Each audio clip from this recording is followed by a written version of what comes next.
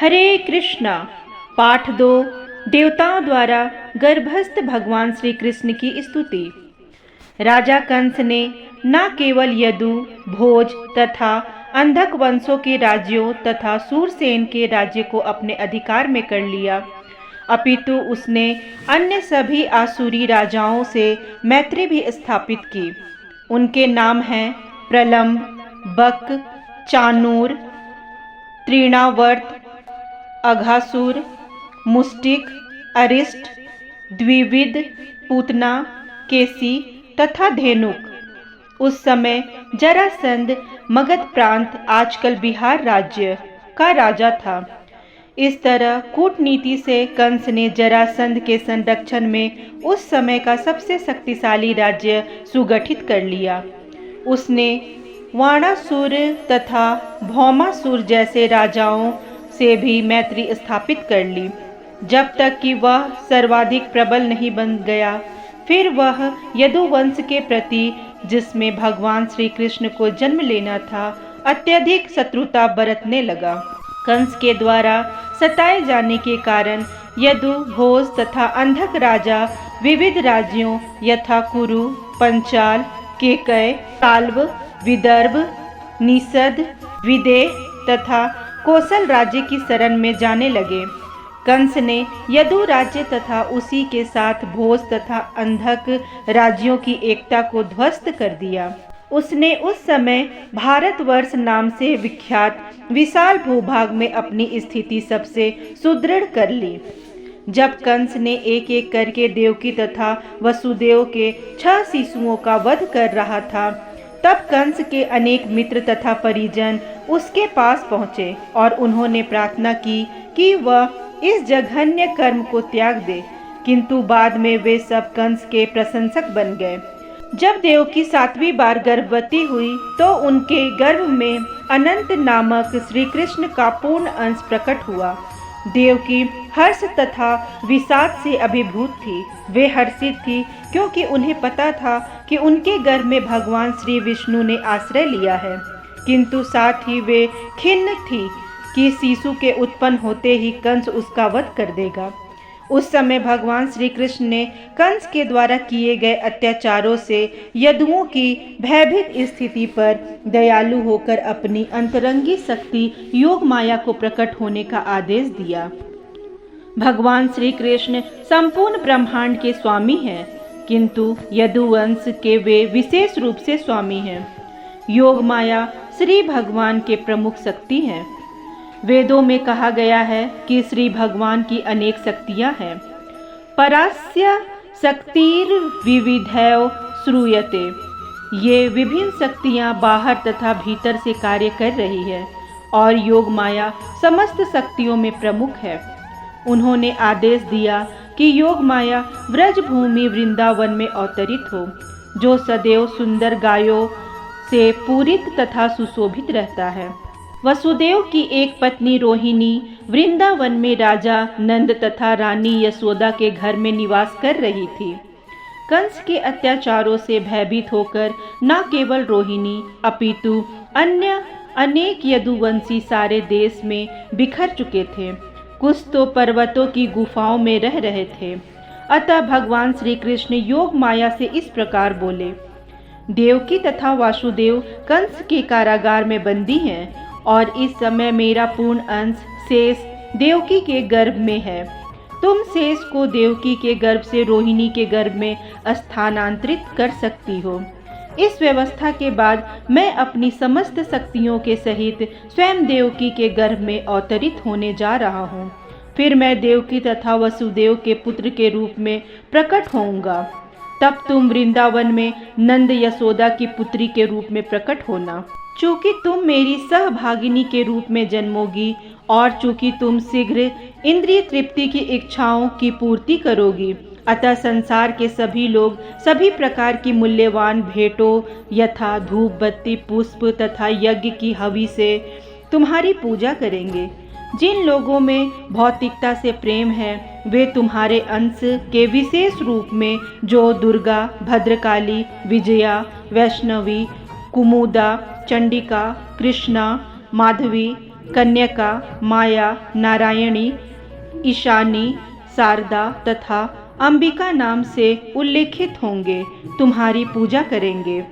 भगवान श्री कृष्ण तथा योग माया भाई तथा बहन परम शक्तिमान तथा परम शक्ति के रूप में प्रकट हुए। यद्यपि शक्तिमान तथा शक्ति में कोई स्पष्ट अंतर नहीं है, तथापि शक्ति सदैव ही शक्तिमान के अधीन रहती है। जो लोग भौतिकतावादी हैं वे शक्ति के उपासक हैं, किंतु जो आध्यात्मवादी हैं वे शक्तिमान के पूजक हैं। भगवान श्री कृष्ण परम शक्तिमान है और भौतिक जगत में दुर्गा परम शक्ति है। वास्तव में वैदिक संस्कृति में लोग शक्तिमान तथा शक्ति दोनों की एक साथ पूजा करते हैं। भगवान श्री विष्णु तथा देवी के ऐसे लाखों मंदिर हैं और कहीं कहीं तो इन दोनों की एक साथ पूजा की जाती है। शक्ति दुर्गा अथवा श्री कृष्ण की बहिरंगी शक्ति के उपासकों को सरलता पूर्वक सभी प्रकार की भौतिक सफलताएं प्राप्त हो सकती है, किंतु यदि कोई आध्यात्मिक दृष्टि से ऊपर उठना चाहता है तो उसे कृष्ण चेतना, कृष्ण भावनामृत के अनुसार शक्तिमान की पूजा करनी चाहिए।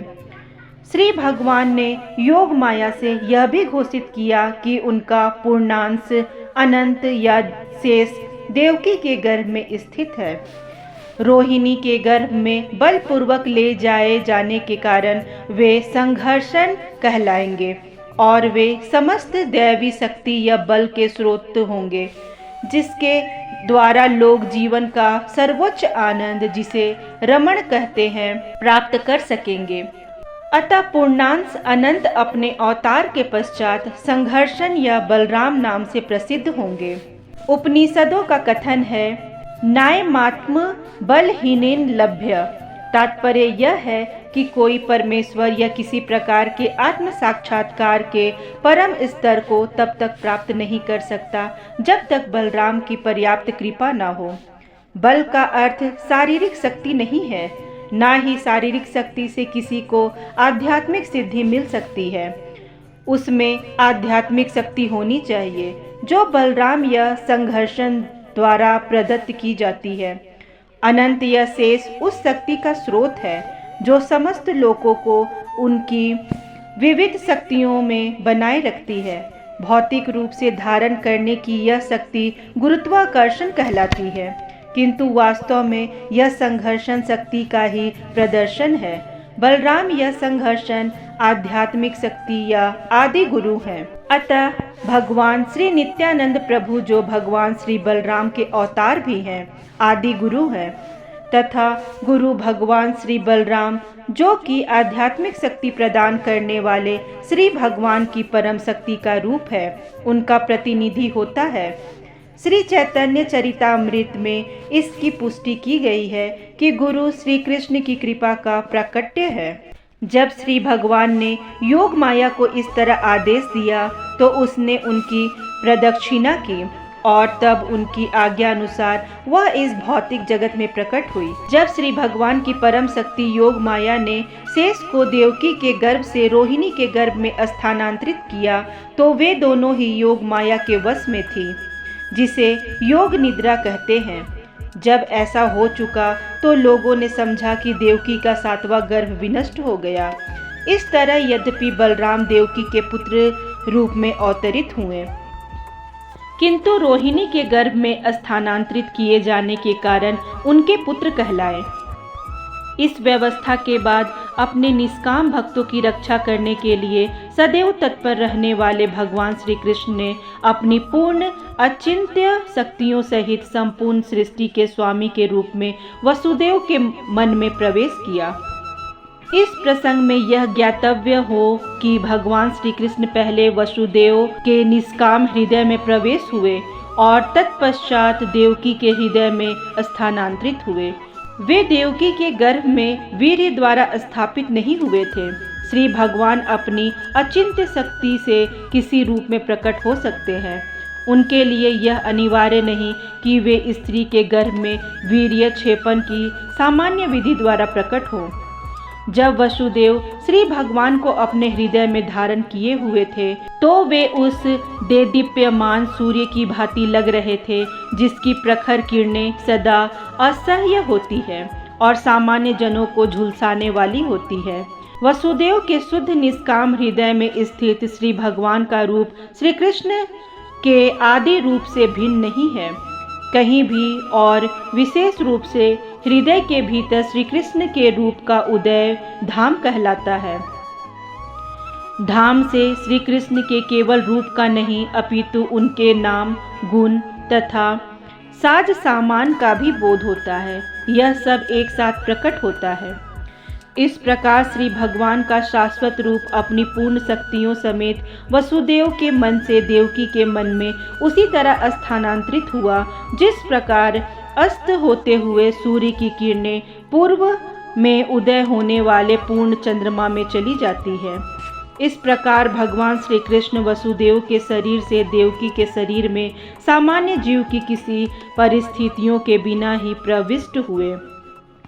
चूँकि श्री कृष्ण वहाँ थे, अतः यह समझना चाहिए कि उनके सारे पूर्ण अंश यथा नारायण तथा सभी अवतार यथा नृसिंह, वाराह इत्यादि उनके साथ साथ थे और उन पर भी इस जगत की परिस्थितियाँ काम नहीं कर रही थी। इस प्रकार देवकी उन श्री भगवान का निवास स्थान बन गई जो अद्वितीय है और सारी सृष्टि के कारण है।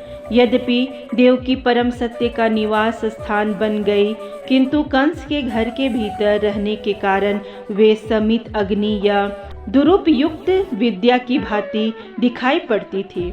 जब अग्नि किसी पात्र में रखी जाती है या किसी बंद घड़े में रखी जाती है तो अग्नि की प्रकाशमान किरणें नहीं दिखती।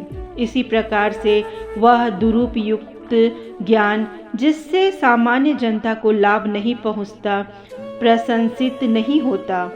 इसी प्रकार देवकी कंस के महल के कारागार की दीवालों के भीतर रखी गई थी, जिससे कोई भी उनके उस दिव्य सौंदर्य को देख नहीं सकता था जो उनके गर्भ में श्री भगवान के आने से उत्पन्न हुआ था।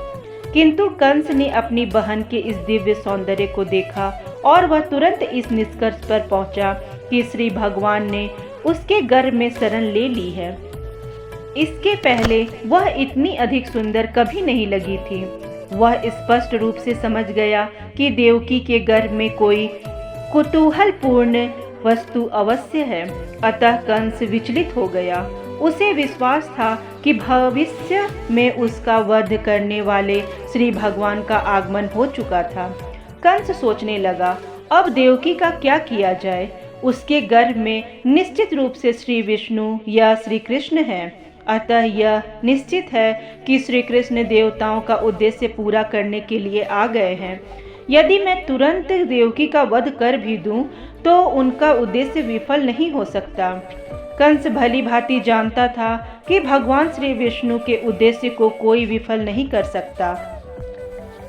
कोई भी बुद्धिमान पुरुष जान सकता है कि श्री भगवान के नियमों का अतिक्रमण नहीं किया जा सकता। सारे असुर चाहे कितने ही विघ्न क्यों न डाले, श्री भगवान का उद्देश्य पूरा होकर रहेगा। कंस ने सोचा, यदि इस समय मैं देवकी को मारता हूँ तो भगवान श्री विष्णु अपनी परम इच्छा को अधिक तीव्रता से लागू करेंगे। देवकी को इस समय मारना सबसे घृणित कार्य होगा। भले कोई कितनी ही विषम परिस्थिति में क्यों ना हो, किंतु वह अपनी ख्याति नष्ट करना नहीं चाहता। यदि इस समय मैं देवकी को मारता हूँ तो मेरी ख्याति नष्ट हो जाएगी। आखिर देवकी एक अबला है और वह मेरी शरण में है। वह गर्भवती है और यदि मैं उसे मारता हूँ तो मेरी ख्याति मेरे जीवन भर के पुण्यों का फल तथा मेरे जीवन की अवधि सब कुछ समाप्त हो जाएगा। उसने आगे भी विचार किया, जो व्यक्ति अत्यधिक क्रूर होता है वह इसी जीवन काल में मृत्युल्य रहता है। क्रूर पुरुष अपने जीवन काल में किसी को प्रिय नहीं होता और उसकी मृत्यु के बाद लोग उसे कोसते हैं। अपनी देहात्म बुद्धि के कारण मनुष्य का पतन होता है और नरक के गहनतम भाग में धकेल दिया जाता है। कंस ने उस समय देवकी के वध के पक्ष और विपक्ष पर इस प्रकार से विचार किया। अंत में कंस ने देवकी को तुरंत ना मारकर अपरिहार्य भविष्य की प्रतीक्षा करने का निर्णय लिया, किंतु उसका मन श्री भगवान के प्रति शत्रुता से भर गया। वह धैर्यपूर्वक शिशु जन्म की प्रतीक्षा करने लगा, जिससे वह उनका वध कर सके, जैसा कि उसने देवकी के अन्य बालकों के साथ किया था। इस प्रकार वह श्री भगवान के प्रति शत्रुता के सागर में निमग्न वह बैठते, सोते, चलते फिरते, खाते, काम करते, जीवन की सभी अवस्थाओं में भगवान श्री कृष्ण अथवा भगवान श्री विष्णु के ही विषय में सोचने लगा। उसका मन श्री भगवान के विचार में इतना लीन हो गया कि उसे अपने चारों ओर भगवान श्री विष्णु या भगवान श्री कृष्ण ही दिखते। दुर्भाग्यवश यद्यपि उसका मन भगवान श्री विष्णु के विचार में इतना लीन था, तथापि वह भक्त नहीं माना जाता, क्योंकि वह श्री कृष्ण को शत्रु के रूप में सोचता था। महान भक्त के मन की दशा भी ऐसी ही होती है कि वह सदैव भगवान श्री कृष्ण में लीन रहता है, किंतु भक्त श्री भगवान के अनुकूल सोचता है, प्रतिकूल नहीं। श्री कृष्ण के अनुकूल सोचना कृष्ण भक्ति है, किंतु श्री कृष्ण के विपरीत सोचना कृष्ण भक्ति नहीं है। उस समय ब्रह्मा तथा शिव जी, नारद जैसे ऋषियों तथा अन्य अनेक देवताओं के साथ कंस के घर में अदृश्य रूप में प्रकट हुए। वे भक्तों को अत्यंत प्रिय एवं उनकी कामनाओं को पूर्ण करने वाली चुनी हुई स्तुतियों से श्री भगवान की प्रार्थना करने लगे। उनके पहले शब्दों द्वारा यह घोषणा होती थी कि श्री भगवान अपने प्रण के सच्चे होते हैं, जैसा कि श्रीमद् भगवद गीता में कहा गया है।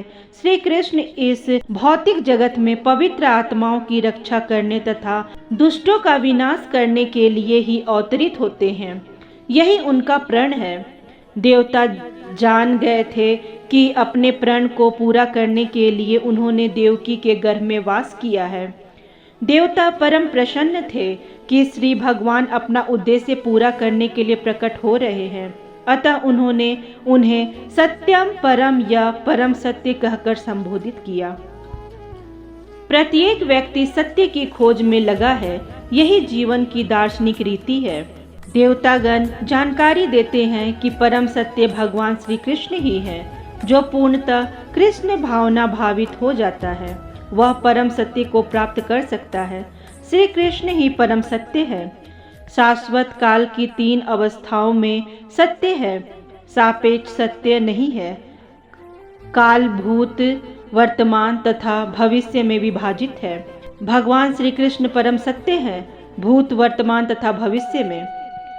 भौतिक जगत में प्रत्येक वस्तु परम काल द्वारा भूत, वर्तमान तथा भविष्य के द्वारा नियंत्रित हो रही है, किंतु सृष्टि के पूर्व श्री कृष्ण विद्यमान थे।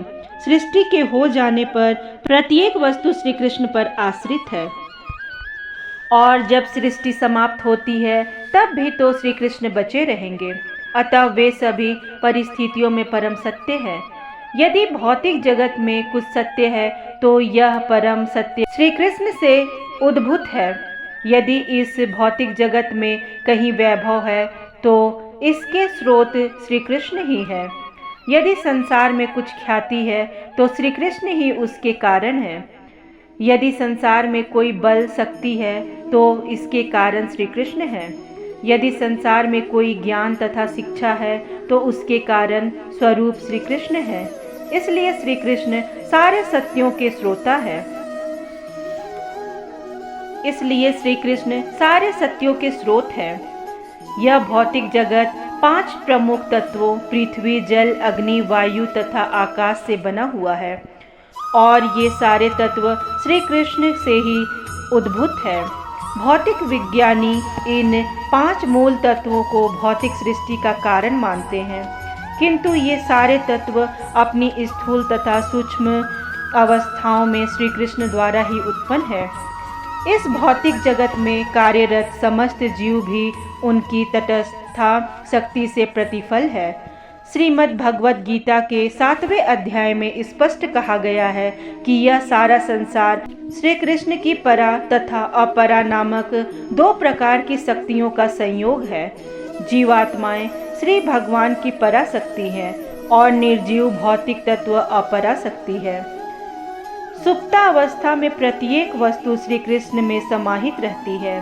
देवतागण भौतिक प्राकट्य के विश्लेषण अध्ययन द्वारा श्री भगवान के परम रूप की सादर प्रार्थना करते हैं। यह भौतिक प्राकट्य क्या है? यह एक वृक्ष के समान है। वृक्ष भूमि पर खड़ा रहता है, इसी तरह भौतिक प्राकट्य रूपी यह वृक्ष प्रकृति रूपी भूमि पर खड़ा है। इस भौतिक प्राकट्य की तुलना वृक्ष से की जाती है, क्योंकि समय आने पर वृक्ष को काट लिया जाता है। वृक्ष का अर्थ है वह जो अंततः काट लिया जाएगा। अतः भौतिक प्राकट्य का यह वृक्ष परम सत्य नहीं माना जा सकता, क्योंकि इस पर काल का प्रभाव पड़ता है। किंतु श्री कृष्ण का शरीर शाश्वत है। वे भौतिक प्राकट्य के पहले भी विद्यमान थे, भौतिक जगत के अस्तित्व में होने पर भी विद्यमान है, और जब इसका विलय हो जाएगा तब भी वे विद्यमान रहेंगे। अतः केवल श्री कृष्ण को ही परम सत्य माना जा सकता है। कठोपनिषद में भी प्रकृति रूपी भूमि पर खड़े हुए भौतिक जगत रूपी वृक्ष का उदाहरण मिलता है। इस वृक्ष में दो प्रकार के फल होते हैं, सुख तथा दुख। इस शरीर रूपी वृक्ष में रहने वाले प्राणी दो पक्षियों के समान होते हैं। एक पक्षी श्री कृष्ण का अंतर्यामी स्वरूप है, जो परमात्मा कहलाता है, और दूसरा पक्षी जीव है। जीव इस भौतिक जगत के फलों को खा रहा है। कभी यह सुख का फल खाता है तो कभी दुख का फल, किंतु दूसरा पक्षी सुख या दुख के फलों को खाने में रुचि नहीं लेता, क्योंकि वह आत्मतुष्ट है। कठोपनिषद में कहा गया है कि इस शरीर रूपी वृक्ष का एक पक्षी फल खा रहा है और दूसरा केवल साक्षी रूप में देख रहा है। इस वृक्ष की जड़ें तीनों दिशाओं में फैली है। इसका अर्थ यह हुआ कि वृक्ष की ये जड़ें प्रकृति के तीन गुण सतो रजो तथा तमो गुण, जिस प्रकार वृक्ष की जड़ें फैलती है उसी प्रकार प्रकृति के गुणों सतो रजो तथा तमो के संसर्ग से मनुष्य अपनी जीवन अवधि बढ़ाता है। इन फलों का स्वाद 4 प्रकार का है, धर्म, अर्थ, काम तथा मोक्ष। प्रकृति के तीनों गुणों के साथ विभिन्न प्रकार के संसर्गों के फलस्वरूप जीवन विभिन्न प्रकार के धर्म, अर्थ, काम तथा मोक्ष का स्वाद लेता है। व्यवहारिक रूप से सारा भौतिक कार्य अज्ञान तमोगुण में किया जाता है, किंतु 3 प्रकार के गुण होने से कभी कभी यह अज्ञान तमोगुण सतो या रजोगुण से आच्छादित रहता है। इन भौतिक फलों का स्वाद 5 इंद्रियों द्वारा ग्रहण किया जाता है। 5 इंद्रियां जिनके द्वारा ज्ञान अर्जित किया जाता है 6 प्रकार के कोड़ों दोषों से प्रभावित होती है, शोक, मोह, दुर्बलता, मृत्यु, भूख तथा प्यास। यह भौतिक शरीर या भौतिक जगत 7 कोशों आवरणों से ढका है, त्वचा, पेशी, मांस, मज्जा, अस्थि, वसा तथा वीर्य।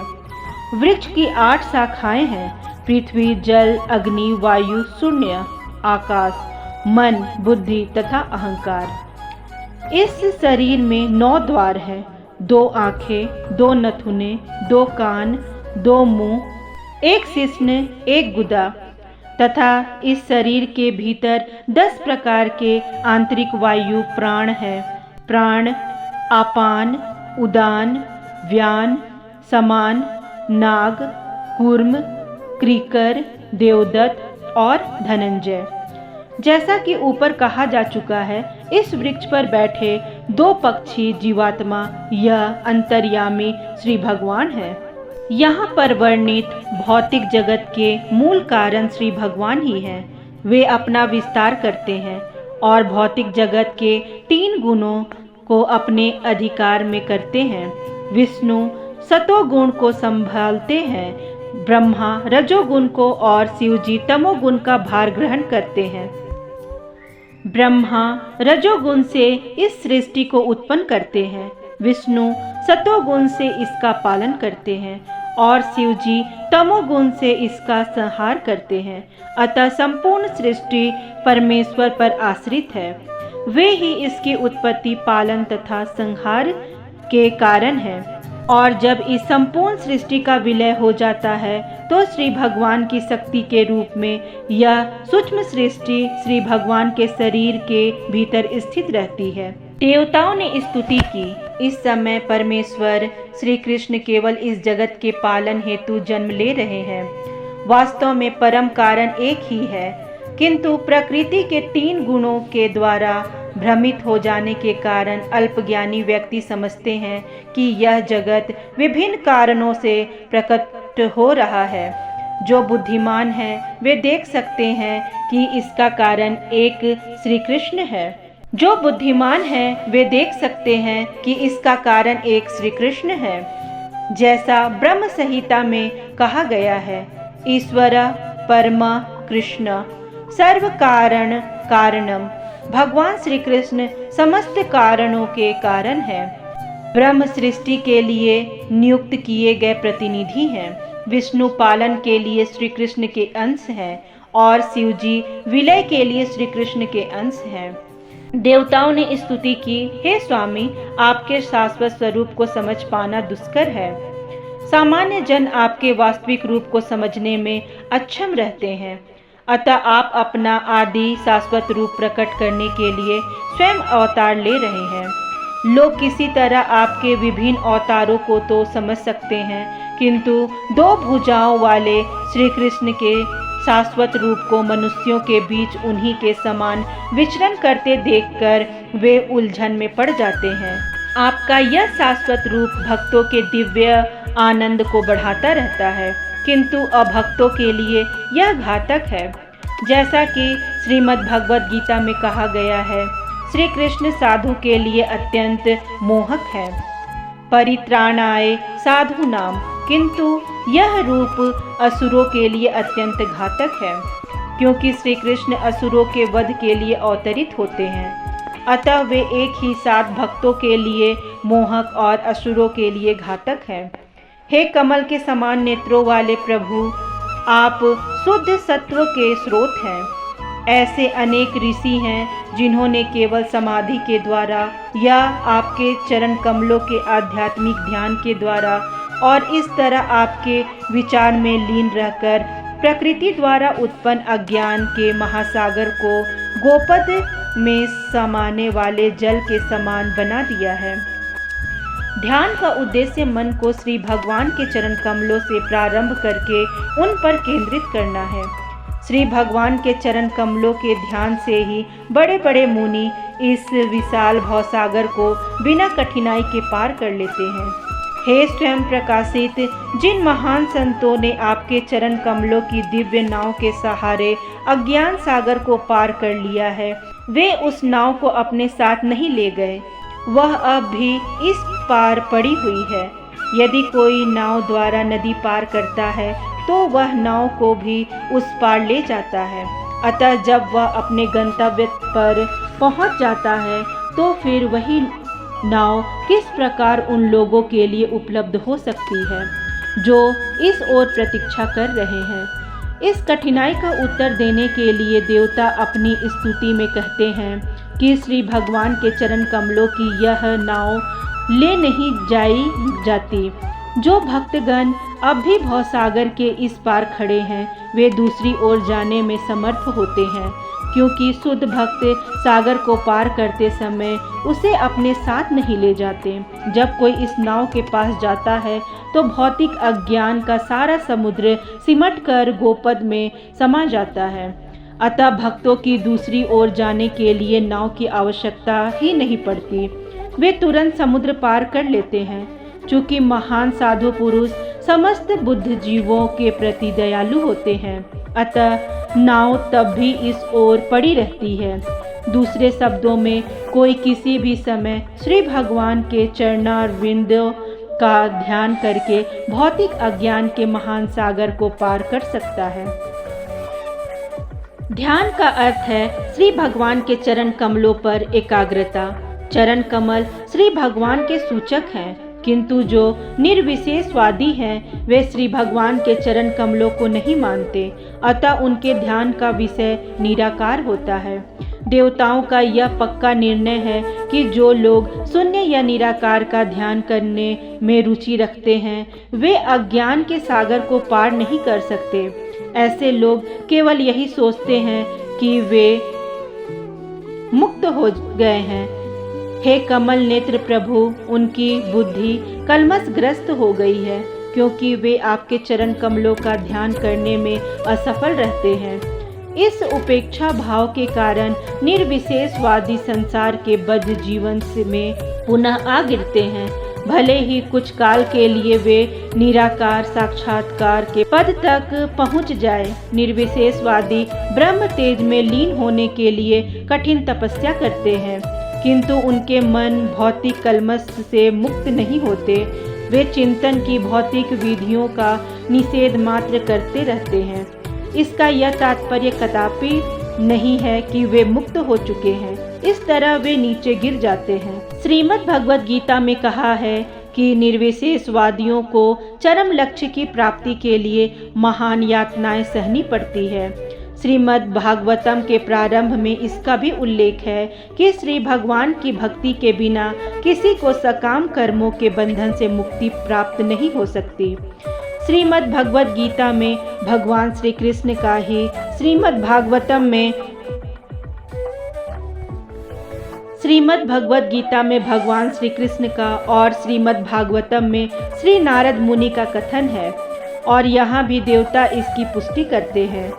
जो लोग भक्ति नहीं करते उन्हें ज्ञान का चरम लक्ष्य ज्ञात नहीं रहता। ऐसे लोगों को आपकी कृपा प्राप्त नहीं होती। निर्विशेषवादी केवल यही सोचते हैं कि वे मुक्त हैं, किंतु वास्तव में उनमें श्री भगवान के लिए कोई भावना नहीं होती। वे सोचते हैं कि जब श्री कृष्ण इस जगत में आते हैं तो वे भौतिक शरीर धारण करते हैं। इस प्रकार वे श्री कृष्ण के दिव्य शरीर की उपेक्षा कर देते हैं। श्रीमद् भागवत गीता में इसकी पुष्टि हुई है। अजानन्ति माम मूढ़ा, फलतः निर्विशेषवादी भौतिक वासना पर विजय पाने तथा मुक्ति तक पहुँचने के बावजूद नीचे गिर जाते हैं। यदि वे ज्ञान के लिए ही वस्तुओं को जानने में व्यस्त रहते हैं और श्री भगवान की भक्ति नहीं करते तो उन्हें वांछित फल प्राप्त नहीं हो सकता। उनके हाथ लगता है केवल उनके द्वारा उठाया गया कष्ट, इससे अधिक कुछ नहीं। श्रीमद् भगवद गीता में स्पष्ट कहा गया है कि ब्रह्म साक्षात्कार ही सब कुछ नहीं है। ब्रह्म साक्षात्कार द्वारा भौतिक आसक्ति या विरक्ति के बिना भी मनुष्य प्रसन्न रह सकता है और समभाव के पद को प्राप्त हो सकता है, किंतु इस अवस्था के बाद भक्ति करनी ही होती है। जब मनुष्य ब्रह्म साक्षात्कार पद तक उठ जाने के बाद भक्ति करता है तो वह आध्यात्मिक राज्य बैकुंठ में प्रवेश करता है, जहां वह श्री भगवान की संगति में स्थायी निवास करता है। भक्ति का यही परिणाम होता है। श्री भगवान के भक्त कभी भी निर्विशेषवादी की भांति नीचे नहीं गिरते। यदि वे नीचे गिरते भी हैं तो श्री भगवान में प्रेम पूर्वक अनुरक्त रहते हैं।